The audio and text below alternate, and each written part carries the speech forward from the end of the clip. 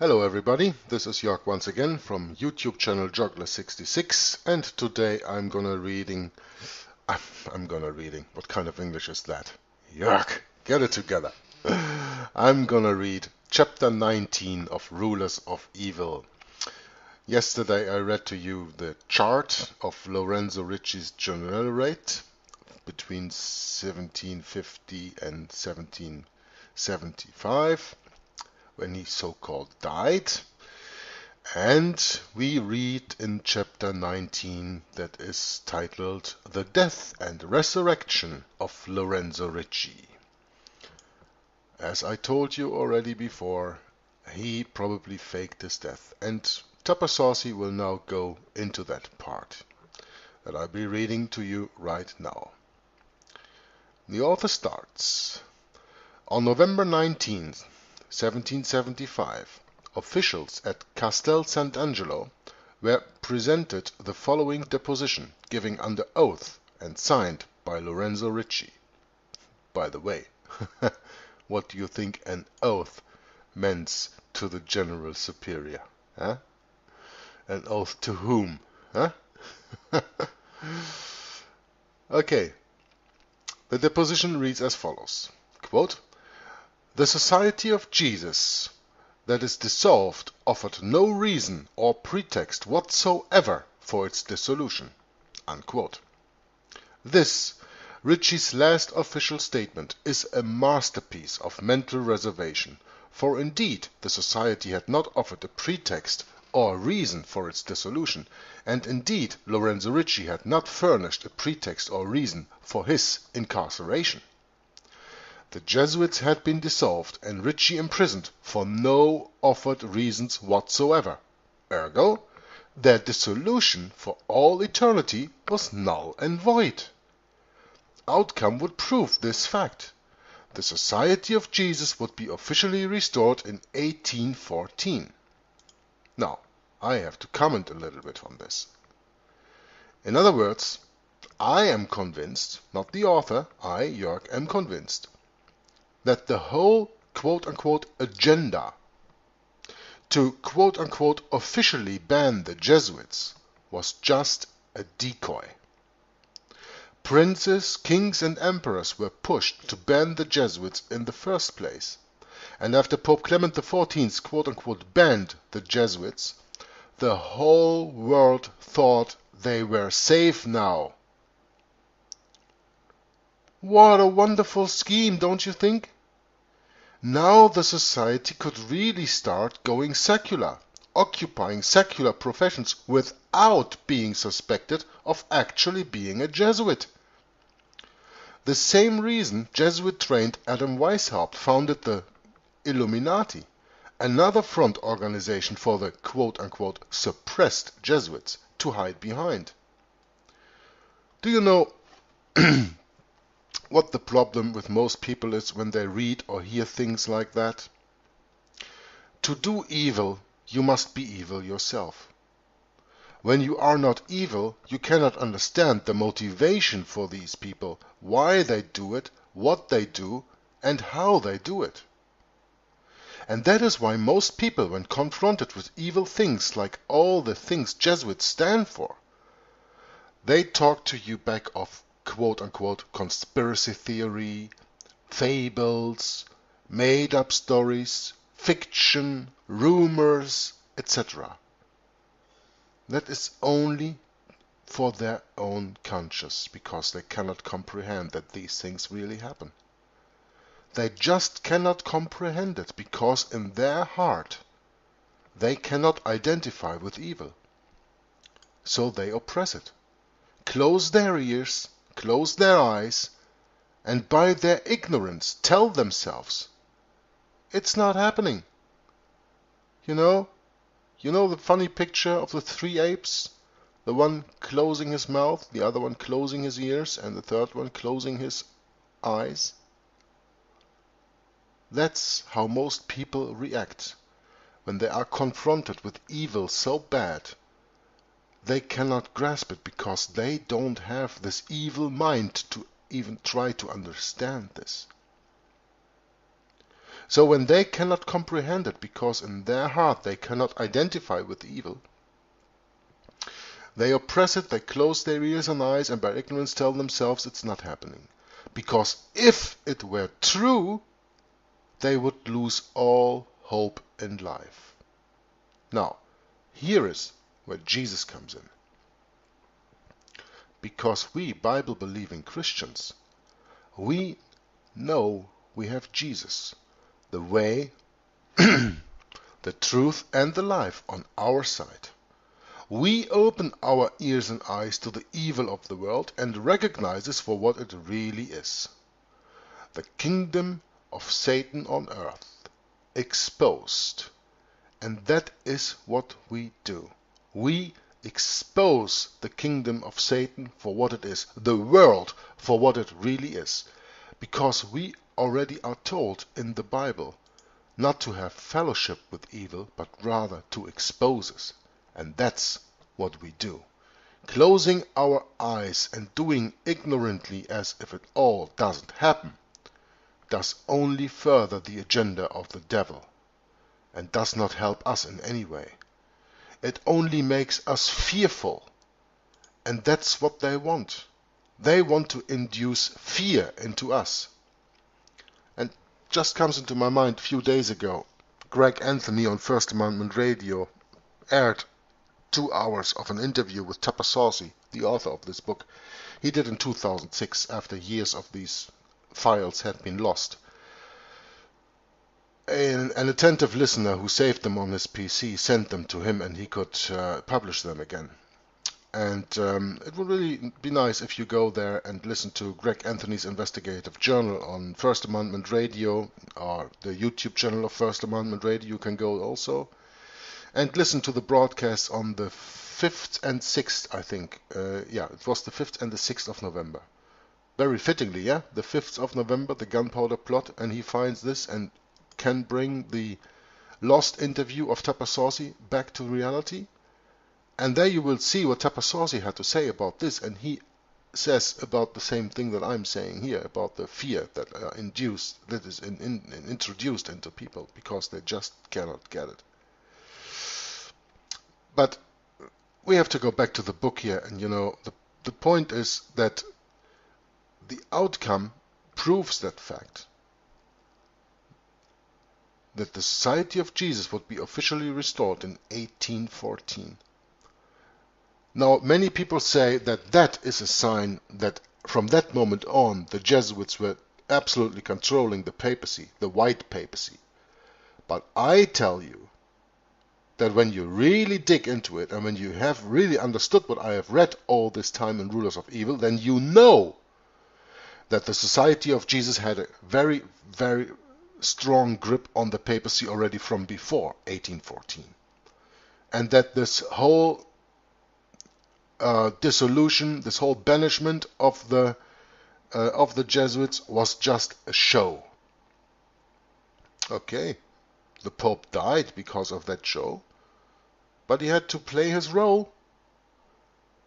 And that to me is a sign that the Jesuits already were before in control. But they needed this to get behind other front organizations like the Illuminati, founded by Adam Weishaupt, who taught Roman Catholic canon law at the Jesuit University of Ingolstadt in Bavaria, and founded the Illuminati as another front organization for the so-called suppressed Jesuits, and that all these Jesuits now could go into all the secular jobs they wanted to do, like lawyers and printers and architects and I don't know, wherever they could be, and they would not be suspected of being a Jesuit because, hey, the Jesuits don't exist anymore. Yeah, that was really a wonderful idea. Make the Jesuits non-existent, and from the back they do everything so important. And the same thing comes back in the papacy a little bit later on, when we go to Pope, Pope Pius IX, right? The longest reigning Pope that I spoke about last time, or that I spoke about also in Babylon Mystery Religion Part 3, if you missed that. It's not online yet, but or maybe it's online after this one, I don't know. I got it on my computer. Check it out. Speaking about Pope Pius IX, the one with his syllabus of errors, and the one busy during Vatican Council I in 1870 and the loss of the Papal States, and what did the papacy all do in the time between 1870 when they lost the Papal States and the time the wound was beginning to heal again in 1929 with the signing of the Lateran Treaty? Yeah. They had, for example, the infallibility of the Pope, just to name one thing. Well, they could do that because, hey, the papacy was dead, right? The Pope lost it all, right? That's what they sold ya. That's not what happened, but that's what they sold ya. Okay, I'm gonna continue reading now on page 187, on the bottom of the page. Since this establishment was a nullity from the beginning, it must follow that the Jesuits were still technically alive as the world's largest clandestine Milice du Christ, means militia of Christ. That's French. Legally, thousands of Jesuits were still bound to their oath of obedience to the Black Papacy. They were free now to expand Roman Catholicism with perfect invisibility and justifying means, dedicating their encyclopedic skills in the useful arts, law, religion, medicine, philosophy, the humanities, finance, commerce, communications, diplomacy, banking, finance, espionage, and intrigue, dedicating all to both sides of the self-extirpating Protestant belligerents. Quote, now, whether he kill Cassio or Cassio him, or each to kill the other, every way makes my gain. Unquote.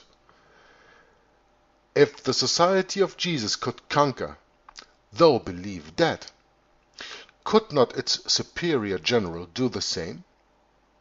When Lorenzo Ricci died in his cell at Castel Sant'Angelo on November 24, 1775, what if his quote-unquote death was no more physical than the supposed disestablishment of his army? Lesser mystics than Ricci, who secretly commanded the Rosicrucians, were known to die and resurrect at the threshold of important endeavors. Quote, according to material available, the Supreme Council of the Fraternity of the Rose-Croix, meaning the Rosicrucians, was composed of a certain number of individuals who had died what is known as quote-unquote the philosophic death. When the time came for an initiate to enter upon his labors for the order, he conveniently quote-unquote died under somewhat mysterious circumstances. In reality, he changed his name and place of residence, and a box of rugs or a body secured for the purpose was buried in his stead. It is believed that this happened in the case of Sir Francis Bacon, who, like all servants of the mysteries, renounced all personal credit and permitted others to be considered as the authors of the documents which he wrote or inspired. Was it really Ricci's body lying in state at the Cathedral of San Giovanni di Fiorentini during the elaborate funeral mass that Pius VI arranged for him? Was it really Lorenzo Ricci who was entombed beneath the Church of the Jesuit a week later, in the vault reserved for generals of the society? Or was it a wax effigy sculptured by artisans upon a corpse of Ricci's dimensions under the direction of John Carroll's collaborator, man about Rome and art agent extraordinaire, Francis Thorpe, who you remember from a few chapters before? Of course, Lorenzo Ricci would have covered his tracks in sublimely Sun Tzuan fashion. So we can never be sure. But is it not consistent with his authority, his resources, his motives and modus operandi, as well as the verifiable outcome of American independence, that the general who would feign death at precisely this opportunity and sail to America in order to conduct his orchestrations personally? Reflect on his counsel in the 13 Articles of Sun Tzu, particularly, quote, "The great art of a general is to arrange for the enemy never to know the place where he will have to fight, and to careful withhold from him knowledge of which posts he must guard.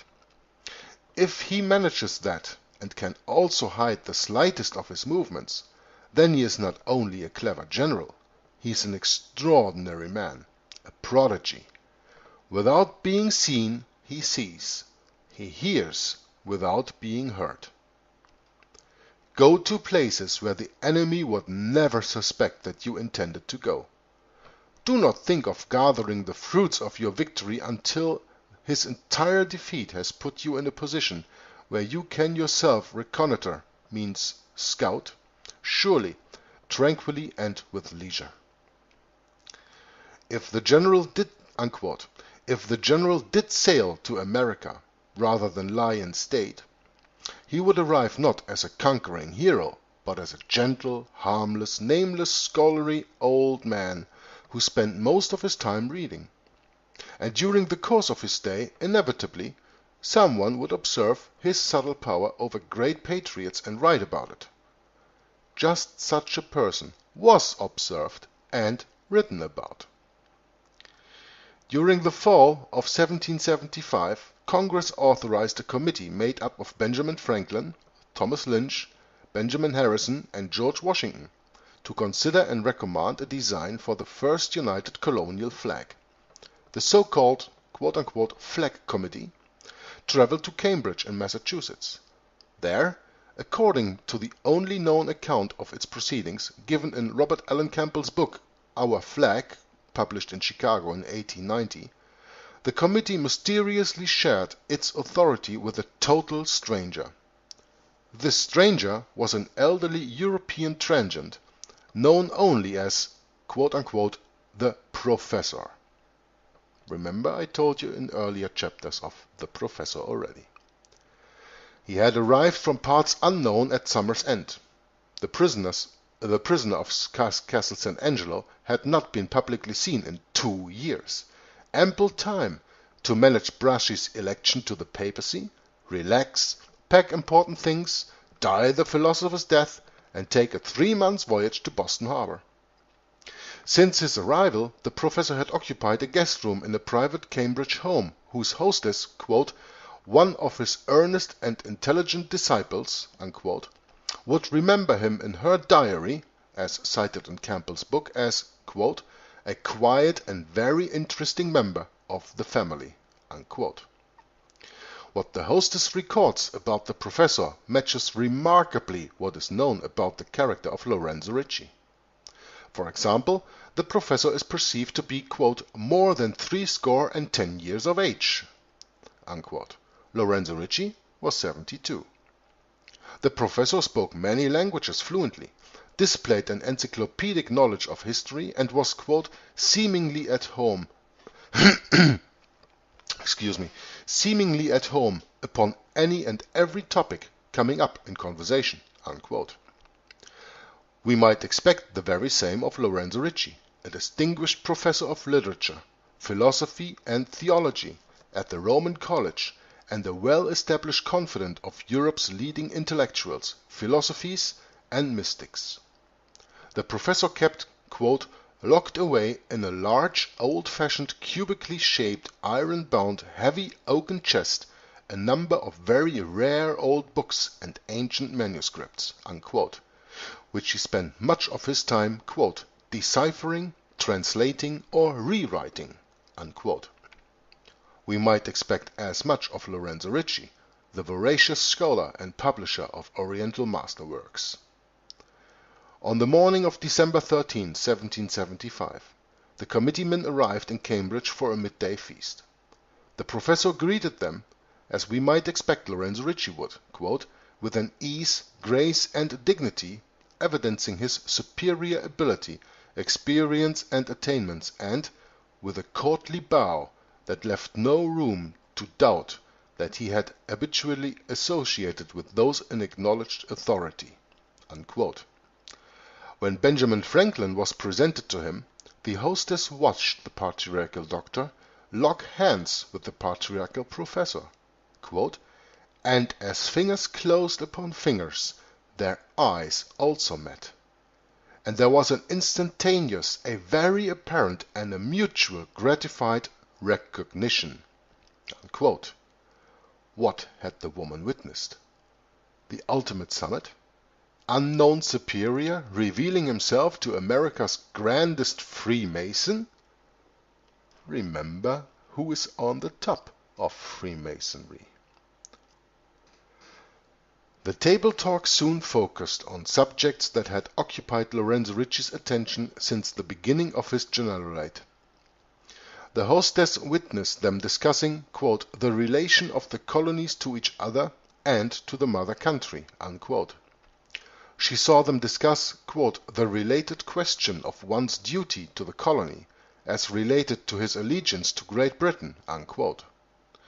She saw the professor take, quote, "a noticeable, though not at all an obtrusive part in the conversation, himself possessed of a wonderful fund of varied and accurate information concerning the colonies, an understanding of their progress, condition, and needs, and a familiarity with the principles and operations of British and European statesmanship." Unquote. Now, wouldn't we expect as much from the Superior General of the world's best intelligence agency? After lunch, General Washington and the committeemen held a, quote, "brief undertoned conversation." Unquote. Then Dr. Franklin rose and stated, quote, "As the chairman of this committee, speaking for my associates, with their consent and with the approval of General Washington, I respectfully invite the professor to meet with the committee as one of its members, and we each one personally and urgently request him to accept the responsibility and to give us and the American colonies the benefit of his counsel." Unquote. Taking the floor, the professor accepted the responsibility. Then, startlingly, he proposed that his disciple, the hostess, be placed on the committee, quote, "because she's our hostess, because she's a woman, and above all, because she is a superior woman." Unquote. Now, the committee considered this an innovation, yet the Jesuits had been employing female coadjutors for centuries. The proposal was, quote, "immediately and unanimously adopted." Unquote. Luncheon was adjourned. The committee would reconvene at 7 in the evening in the guest chamber usually occupied by the professor. Franklin and the professor spent the afternoon together walking about Cambridge. When they returned, the hostess noted that, quote, "both of them wore the relieved and confident look of earnest and determined men who had, in a satisfactory way, solved a perplexing problem, and of victors who had successfully mastered a difficult and dangerous situation." Unquote. At the evening session, Franklin turned the meeting over to, quote, "his newfound and abundantly honored friend." Unquote. The subject was a flag.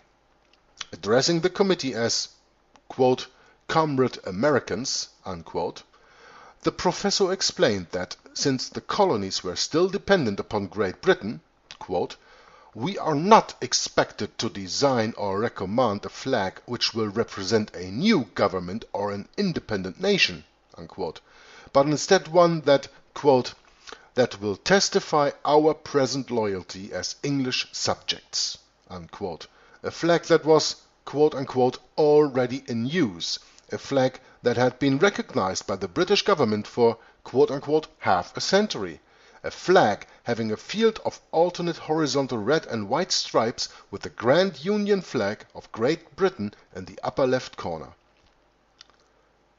I refer, he said, to the flag of the East India Company. To hide the fact that Americans would be fighting under the private flag of an international mercantile corporation controlled by Jesuits, the professor provided a plausible cover whereby the flag could be explained to the masses. Now, make sure that you listen very well, because I will also do a comment right after this, reading this last paragraph on page 192 in the book. This is a prime example of esoteric and exoteric knowledge. To hide the fact that Americans would be fighting under the private flag of an international mercantile corporation controlled by Jesuits, the professor provided a plausible cover whereby the flag could be, quote-unquote, explained to the masses. This is what we call exoteric knowledge. That is what the masses shall believe, and then you have an esoteric knowledge. That is what the insiders know. They not only believe it, they also know it. Quote, "The Union flag of the mother country is retained as the Union, on the upper left corner, of our new flag to announce that the colonies are loyal to the just and legitimate sovereignty of the British government. The 13 stripes will at once be understood to represent the 13 colonies. Their equal width will type the equal rank, rights and responsibilities of the colonies.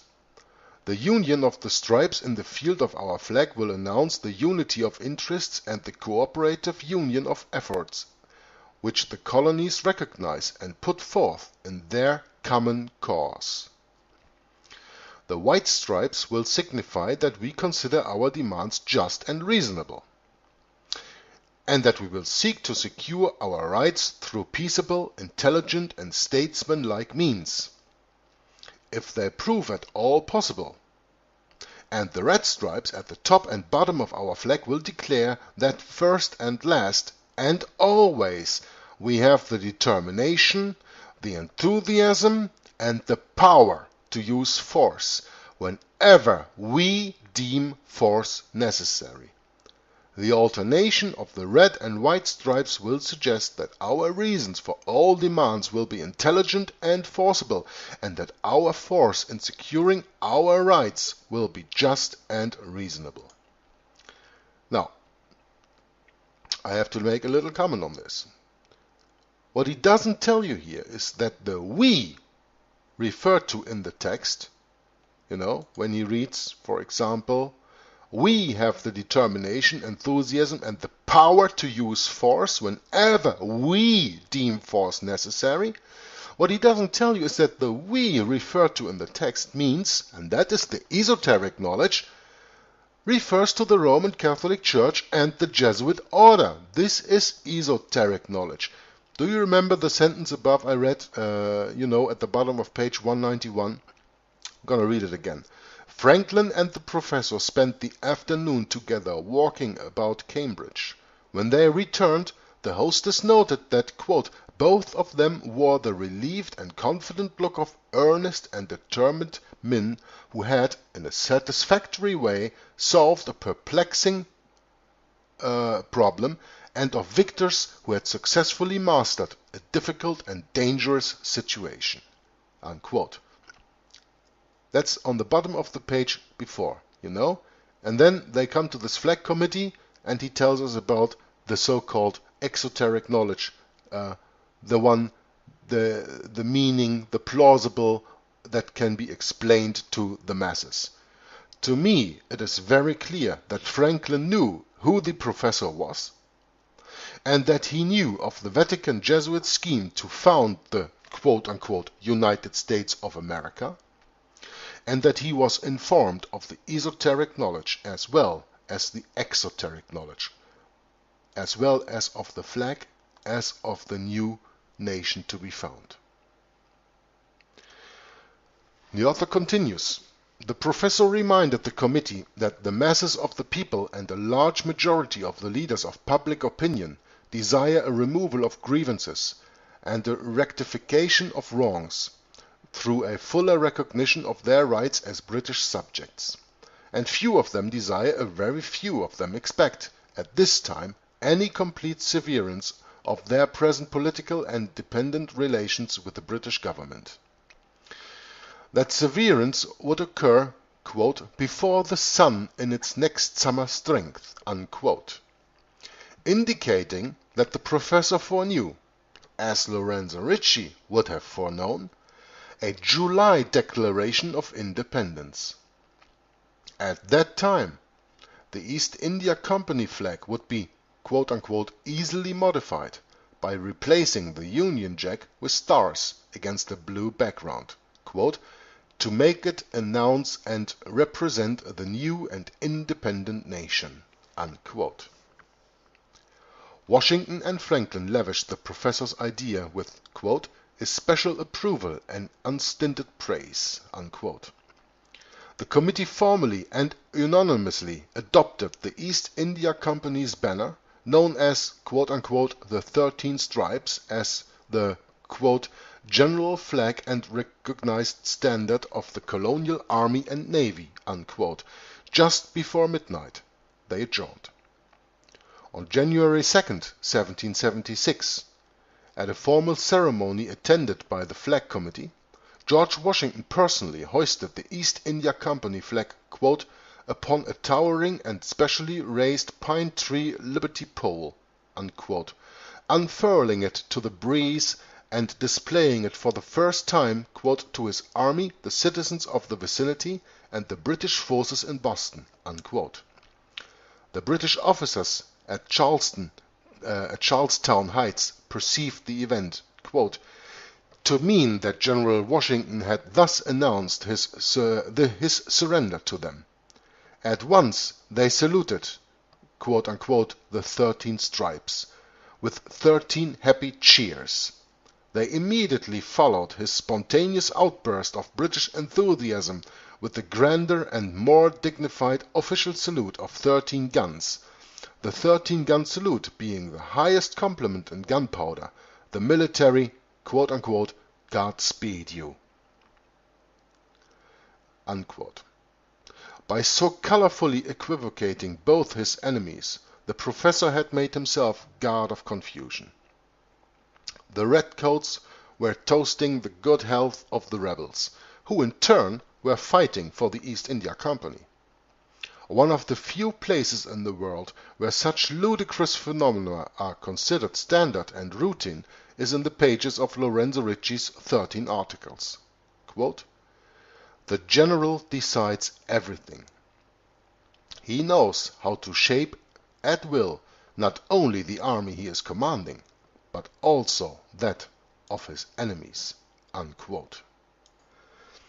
Lorenzo Ricci's post-mortem attendance in America is strongly suggested in yet another pivotal episode, the famous quote-unquote mission to Canada. This strange exercise is normally regarded by historians as a colossal failure. It began on February 15, 1776, when the Second Continental Congress resolved to send Benjamin Franklin, Samuel Chase, and Charles Carroll, you know, the Jesuit in Europe educated later first citizen, to Montreal with full authority, quote, to promote or form a union, unquote, with Canada against England. Now this is really interesting, so pay attention please. Just before the committee left Philadelphia, John Adams proposed a curious last-minute resolution. On the record, he requested, quote, that Charles Carroll prevail on Mr. John Carroll to accompany the committee to Canada to assist them in such matters as they shall think useful, unquote. Congress adopted the resolution. How might a priest have assisted the committee in promoting or forming a union with Canada? Well, we are speaking about John Carroll, the later first bishop, Catholic bishop in the United States of America. How could he, that priest, have assisted the committee in promoting or forming a union with Canada? The answer lies in demographics. Canada then was largely Quebec, and Quebec, though ruled despotically by the British since 1763, was mostly Roman Catholic. A Jesuit priest, armed with the right Vatican paperwork or password, could exert powerful influence on Canadian foreign policy. The same priest, if accompanied by the combined head of the Black Papacy and International Freemasonry, could make that policy. The mission arrived in Montreal only to learn that Bishop Bryant of Quebec had ordered Pierre Floquet, the Jesuit superior in Montreal, to consider John Carroll persona non grata, means a person that is not welcomed. Floquet, however, defied his bishop and invited Carroll to say Mass in his home anyway, for which Floquet was immediately suspended from his priestly functions. The incident colored the mission with disaster, although Floquet was restored according to Walsh's American Jesuit book after a simple apology. Disaster was verified when the committee returned to Philadelphia with no prospect for any union whatsoever with Canada.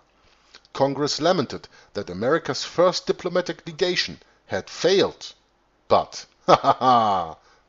listen, but America's first diplomatic legation was San Juan and Jesuitic diplomacy can be expected to conceal victory behind mishap. As the 13 Articles put it, quote, "You must have a real advantage when the enemy believes you have sustained some losses," unquote. So we examine the Canadian mishap for a real advantage and discover something far more valuable than the originally sought union. While Bishop Bryant was outwardly demeaning John Carroll, the mission was obtaining from Canada a position of neutrality. This was a significant achievement considering Canada's good relationship with Great Britain on the one hand, and 2 centuries of hostilities toward New England on the other. For the colonists, Canadian neutrality removed the threat of a powerful northwestern enemy and cleared the way for a declaration of independence. At Montreal, as at Cambridge, I sensed the presence of someone infinitely more commanding than mere committeemen appointed by Congress. I sensed the presence of the honorary committeeman unlisted in any record, the professor, the fugitive vicar of Christ. Returning from Canada, Benjamin Franklin fell ill. It was John Carroll who escorted him to Philadelphia. At Franklin's invitation, Carroll moved into his home. Franklin acknowledged the fact in a letter dated on May 27, 1776, mentioning, quote, "Mr. Carroll's friendly assistance and tender care for me," unquote. These were critical weeks of countdown to the Declaration of Independence. I wonder who else might have been found under the Franklin roof. Perhaps the professor with his dynamic oaken chest? Philadelphia was crawling just now with social activities from all over. The very people Lorenzo Ricci had appointed John Carroll as prefect of the sodality to organize. The home of America's preeminent Freemason, with Carroll and perhaps even Ricci in residence, would have become the main clearinghouse for sub-rosa congressional business. On July 3, 1776, John Adams took pen in hand and dashed off a letter to his wife Abigail. Adams was a writer of Mozartian facility, concentration and confidence. Everything he ever wrote was first draft and good. He never struck through words, never edited. His moving hand, having writ, just moved on. Quote, "Yesterday," unquote, he scribbled. Quote, "The greatest question was decided which ever was debated in America, and the greater perhaps never was nor will be decided among men. A resolution was passed without one dissenting colony that these united colonies are, and of right ought to have, full power to make war, conclude peace, establish commerce, and to do all other acts and things which other states may rightfully do. the second day of July 1776 will be the most memorable day in the history of America. I am apt to believe that it will be celebrated by succeeding generations as the great anniversary festival. It ought to be commemorated as the day of deliverance by solemn acts of devotion to God Almighty. It ought to be solemnized with pomp and parade, with shows, games, sports, guns, bells, bonfires, and illuminations, from one end of this continent to the other, from this time forward, forevermore." Unquote. Shall I read it again? It ought to be solemnized with pomp and parade, with shows, games, sports, guns, bells, bonfires, and illuminations, from one end of this continent to the other, from this time forward, forevermore. This sounds all very pagan to me.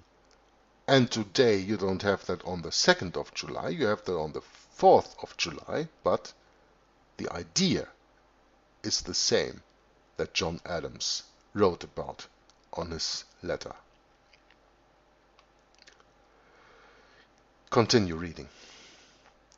If the Black Papacy truly had orchestrated America's breakaway from England, we would expect to find the 2nd day of July to be rich in Kabbalah and in Roman Catholic liturgical color.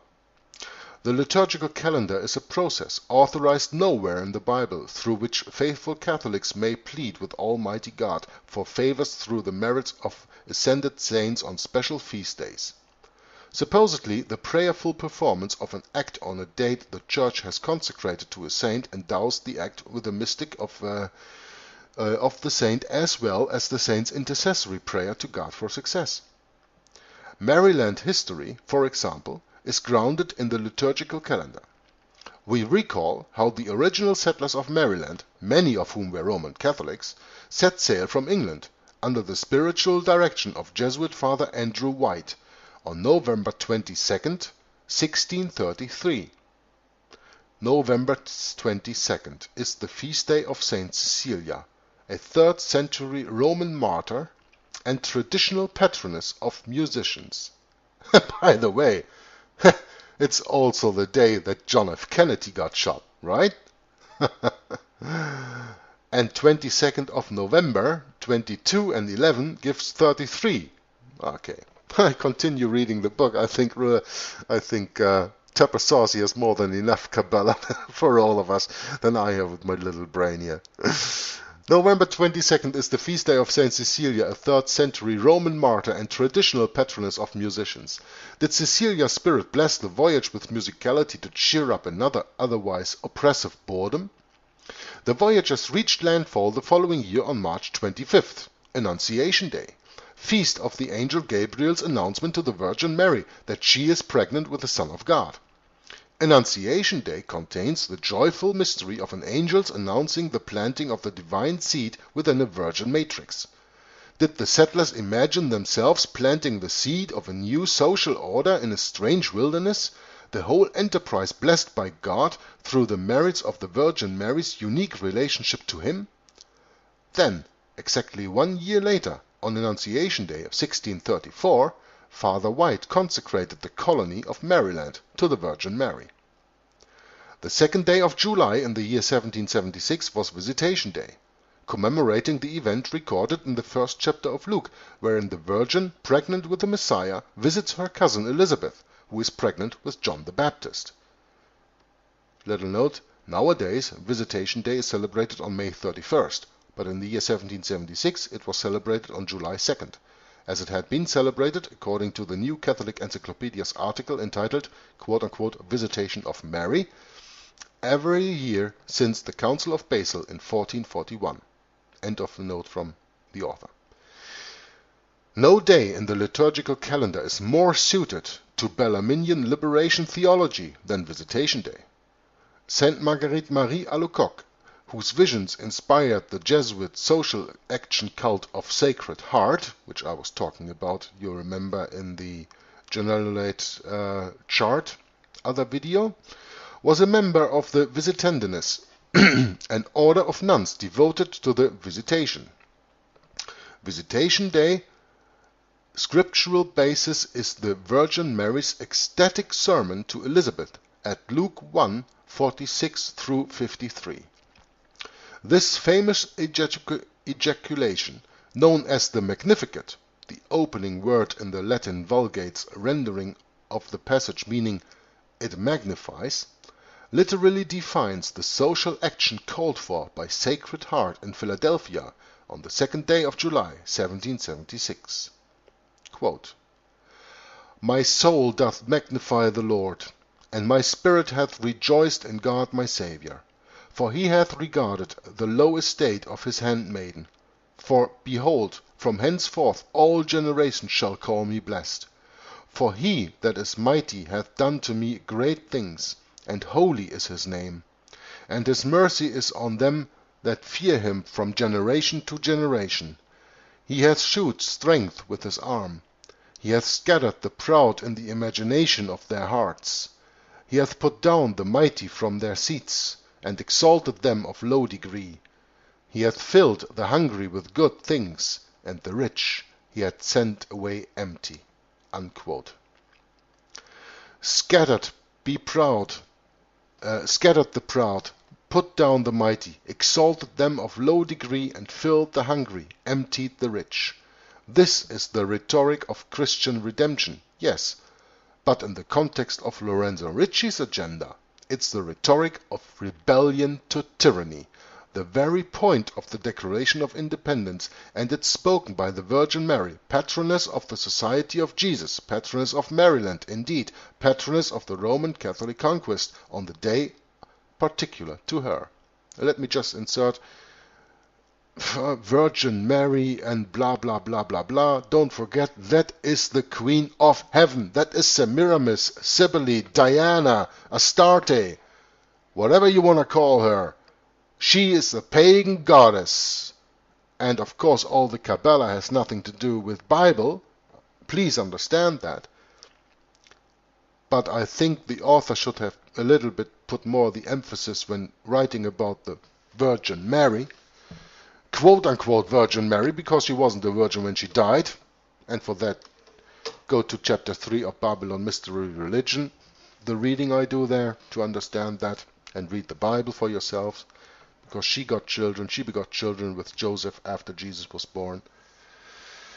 I think Tupper Saussy should have made a little bit more emphasis on this, but okay, his emphasis was not on the Bible, but more on the Jesuits' evil doing here. And I understand that. It's no critique, but it's just to make a little bit a different point that he made here. Even the year of independence seems divinely validated by the perfect design of sixes and sevens contained within this expression in Roman numerals. Because in Roman numerals you write 1776 as follows: MDCCLXXVI. Now, when we break that down, we will write MDC. That stands for 1500 and 100, meaning 1600. 1 plus 6 equals 7.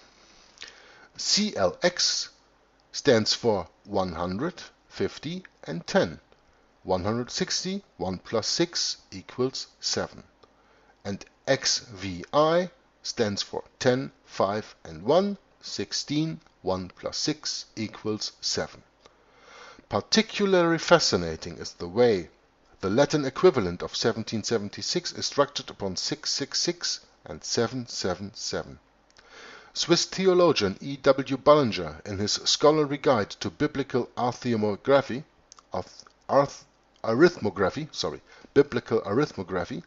number in Scripture, says that 6 in the Bible is always associated with humanity. You know, the number of the number 666 is the number of a man. Okay, 7 is associated with divinity. The two numbers total 13, which Bullinger says is biblically associated with rebellion. MDCCL-XXVI 1776 really does seem to be a unique convergence of time and human rebellion in the service of a divine ordination. This is eerily corroborated by John Adams' letter to Abigail on July the 3rd. He confides to his wife that independence should have been declared in December of 1775. Quote, "Had the Declaration of Independence been made 7 months ago, it would have been attended with many great and glorious effects. If I could write with freedom," remember this sentence that John Adams writes to his wife Abigail here. If I could write with freedom, very important, coming up later, "I could easily convince you that it would, and explain it to you, the matter how." Unquote. Adams never fully explained how the earlier declaration would have produced that great and glorious effects. However, the numbers suggest it would have rather fizzled. Roman numerals for 1775 fall in the following groups. MDC, standing like in the other one, for 1600, 1 plus 6, 1 plus 6 equals 7. CLX, again 160, 1 plus 6 equals 7. And XV, 15, 1 plus 5 is 6, leads up to 776 instead of before in 1776, 777. Plain to see, December 1775 fails as Kabbalah. It gives no indication of divine approval to rebellious humanity. This is why I believe Lorenzo Ricci held out for 1776. Of course, a sufficiently Gnostic Jesuit would see in MDCCLXXVI more than good numbers. He would see an encapsulation of the very origins of the Society of Jesus. MDC, remember 1600, would give him Milice du Christ, Christian militia, the official classification of the Knights Templar and the Society of Jesus. MDC also produces Medici, the family name of Pope Leo X, whose degeneracy provoked Martin Luther to create the Protestant movement, which in turn created the need for the Society of Jesus. CLX 160 specifies the Ignatian era, which historians have ever since called, quote, "the century of Leo X," unquote. And the last three numerals name the century of Leo X, the 16th century, XVI. When it came time to sign the Declaration of Independence, how could Lorenzo Ricci not be present? How could he, who had labored more than 17 years for this superbly Bellarminian ambience, not participate in the excitement? There is a story, usually told in conjunction with the professor and the flag committee, involving another mysterious stranger, one who suddenly appeared in the legislative chamber of the old State House in Philadelphia on the night of July 4th. The moment was tense. Independence had been resolved, but the document lacked signatures. Some were having second thoughts about the risks. Masonic historian Manly P. Hall writes, quote, "It was a grave moment, and not a few of those present feared that their lives would be in the forfeit for their audacity. In the midst of the debate a fierce voice rang out. The debaters stopped and turned to look upon the stranger. Who was this man who had suddenly appeared in their midst and transfixed them with this oratory? They had never seen him before. None knew when he had entered, but his tall form and pale face filled them with awe. His voice ringing with a holy zeal, the stranger stirred them to their very souls. His closing words rang through the building. 'God has given America to be free!' As the stranger sank into a chair exhausted, a wild enthusiasm burst forth. Name after name was placed upon the parchment. The Declaration of Independence was signed. But where was the man who had precipitated and accomplishment of this immortal task? Who had lifted for a moment the veil from the eyes of the assemblage and revealed to them the part at least of the great purpose for which the new nation was conceived? He had disappeared, nor was he ever seen again, or his identity established. Unquote. Be warned. This is only a story, unsupported by primary source material. John Adams, the most talkative of the framers, said not a word about it. But we know from Adams' own pen that some kind of gag order had been imposed upon the signers, quote, "if I could write with freedom," unquote. He had told Abigail in that letter dated the 3rd of July. Could Manly P. Hall have received the story through Freemasonry's well-insulated oral tradition? Could the stranger whose voice rang quote-unquote with a holy zeal have been the professor, Lorenzo Ricci?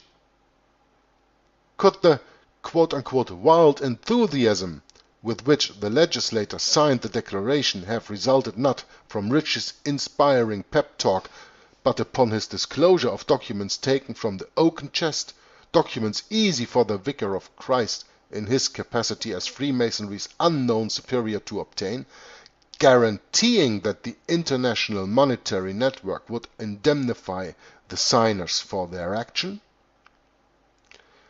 My mind, informed by an ever-increasing knowledge of how the greatest clandestine warriors fight, has no problem whatsoever believing this to be the case.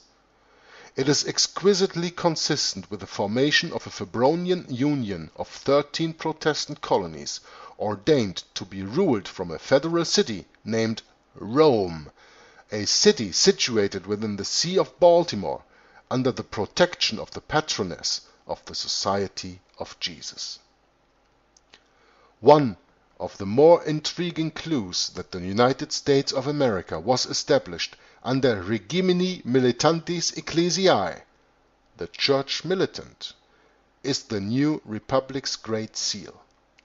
As we shall see in the next chapter, the seal is legal proof that America's true founding fathers were indeed priests of Rome. And this ends the reading of chapter 19. Few days ago, yesterday, I made the reading and the video of Lorenzo Ricci's journalite and this little chart that I was explaining there for 33 minutes, and now 57 minutes of the reading of this chapter. So you see, chapter 19 goes altogether for an hour and a half, means that it's probably quite important. Except, of course, if you think this is all just gibberish, Shakespearean gibberish, like I know someone who calls the King James Bible that. Okay, shouldn't go into that here. I think you see, every chapter gets more and more important, and you will see when we come to chapter 21, 22, 23, this was all just a warming up. Chapter 20 is called American Gravity, but I will give you some time to digest chapter 19 that I've just read to you, and maybe go back into the archives and listen to the one or the other a little bit more.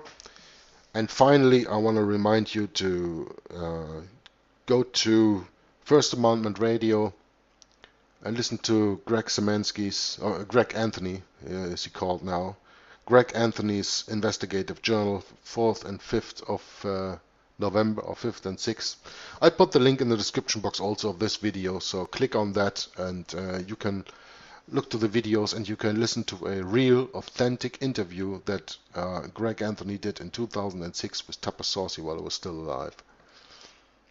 And listen to the author himself and explaining a few things about this book and about his way of thinking that I totally agree with.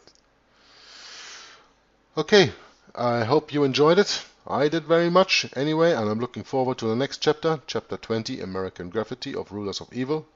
Until then, I wish you all well. God bless you and bye-bye. So, actually the video was done at this point, but then I stumbled upon something that I couldn't withhold of you. That is a lecture from Walter Veit called From Crete to Malta. It's a series of, I don't know, 5, 6 lectures that he did. And there, for all the first time that I've seen Walter Veit, these are very new lectures, he goes into the reading of Tupper Saussy's Rulers of Evil and mentions a lot of this book. And he made a few things clear that I saw already, and you know that when you listen to my comments and everything. But you know, seeing this and expressing it in the same way is something else. I didn't express it that way, but the point being, and I will let Walter Veit let speak for himself, because I will put a few minutes audio at the end of the recording of this here. The point being is that the deception is so big, and you have to understand that, of course, Satan knows the Bible and God's plans all and for it.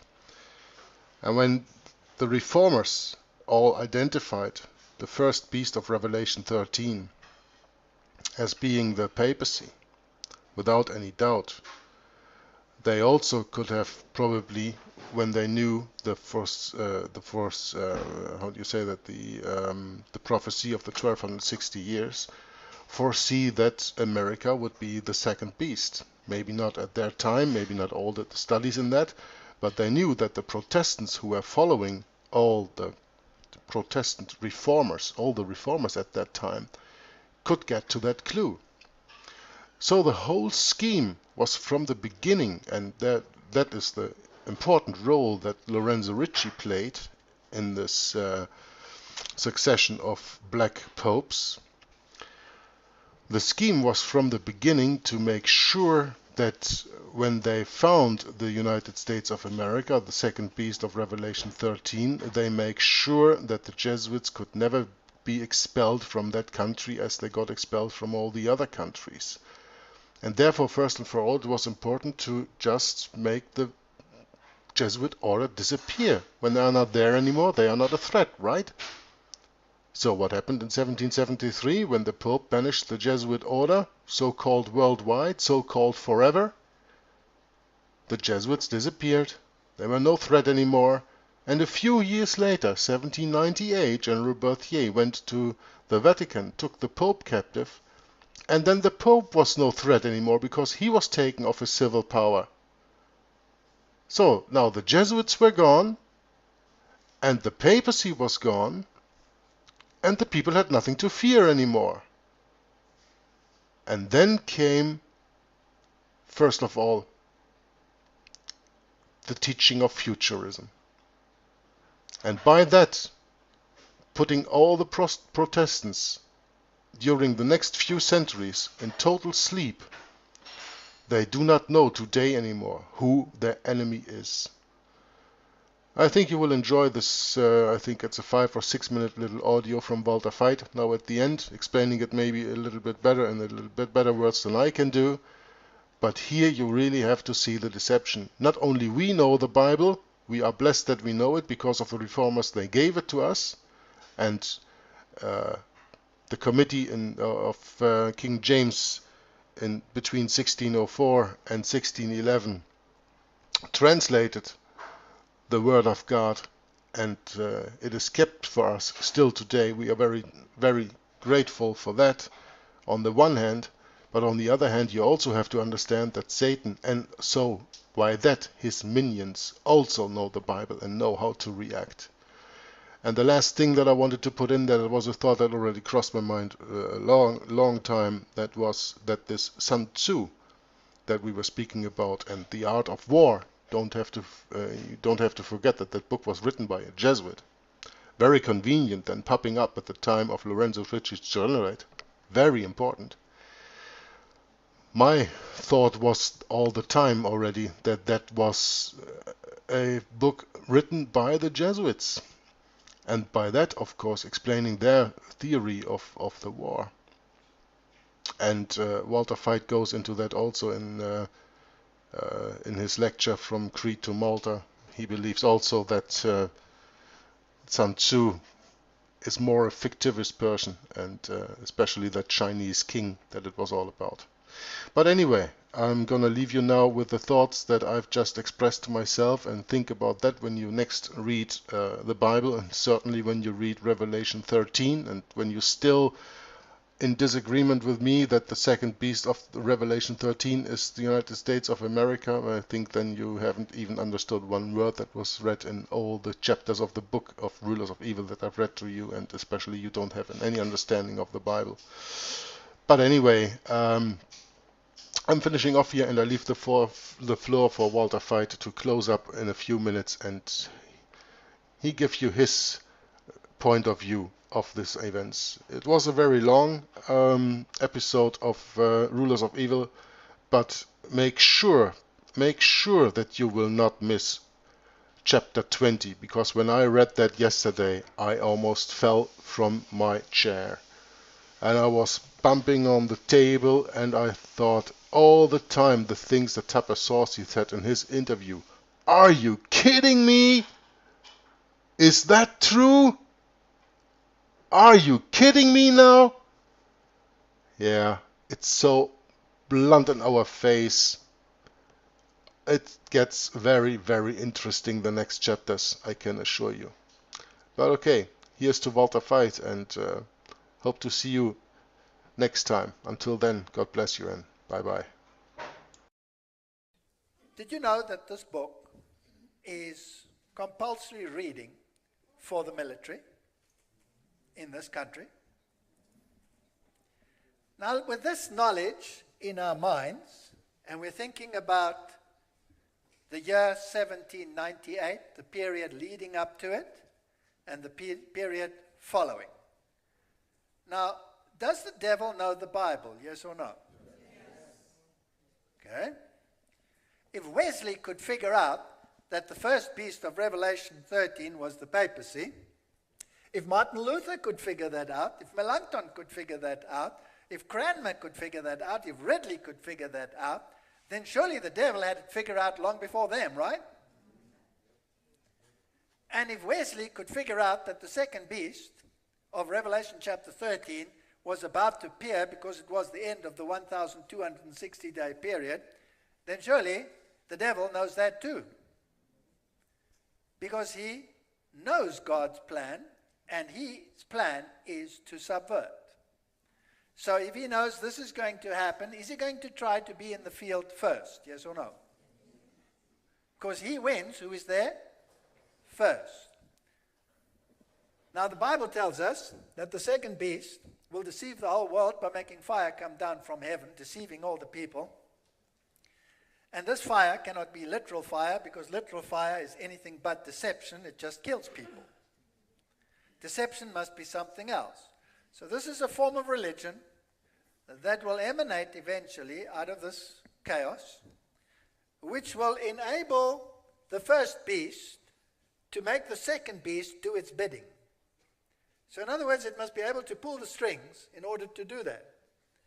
So the first thing you do is, what's the problem with the upcoming nation? Well, it's a Protestant nation. It's a Protestant nation. And the upcoming nation is subject to the King of England and the British Parliament, which had banned the Jesuits and Catholicism out of the realm under pain of death. So we have to avoid that. We have to avoid a nation adopting a constitution as the British have, because that would ban Catholicism and expose it for what it is. So we need something else. We need a constitutional system which will guarantee that the Jesuits can never be thrown out. A constitution which lays no claim on religious convictions. That must include them. So that's the first point. Okay. Then what do you do with the Protestants? Well, you divide them up. You infiltrate them. And you create hundreds and eventually thousands and then tens of thousands of denominations, and you pull the strings between all of them, and you make them argue with each other, and you feed them your theology in various forms, so that there are so many theologies, you don't know who's who in this zoo. And then eventually, you get them all so riled up about the situation which you create in the first place, that they will want to legislate their morality, but the morality must be the morality of the first beast. Does this sound logical? Okay. But the Protestants are weary. The Protestants have a problem. The Protestants know that the Jesuits were there to counter the Reformation. And it's written in all the writings of the Reformers. And all the theologians of the Lutheran Church were exposing the Jesuits as the greatest danger to biblical theology. And the Queen of England had told them, if I ever see you in this country, you're dead. You're not allowed to put your foot in this country. You're banned. And the Jesuit plot to blow up the Parliament had been exposed, and the 6 Jesuits associated with Guy Fawkes were all hung. They were all executed. So how do you get rid of this mindset that the Jesuits are a problem? What's the best thing to do? Disappear. No longer exist. And the same for the Roman Catholic system.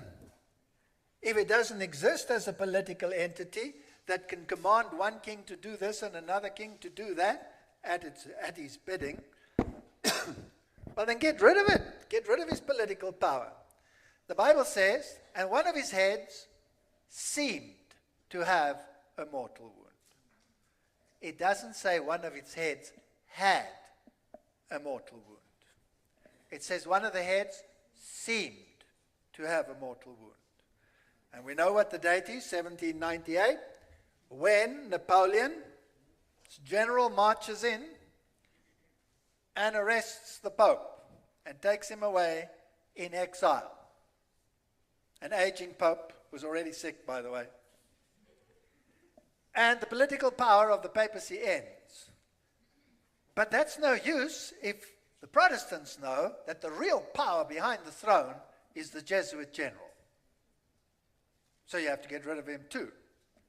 General Ricci, what plans are you going to make the enemy think that you're a pushover and no longer exist? Are you just going to disappear?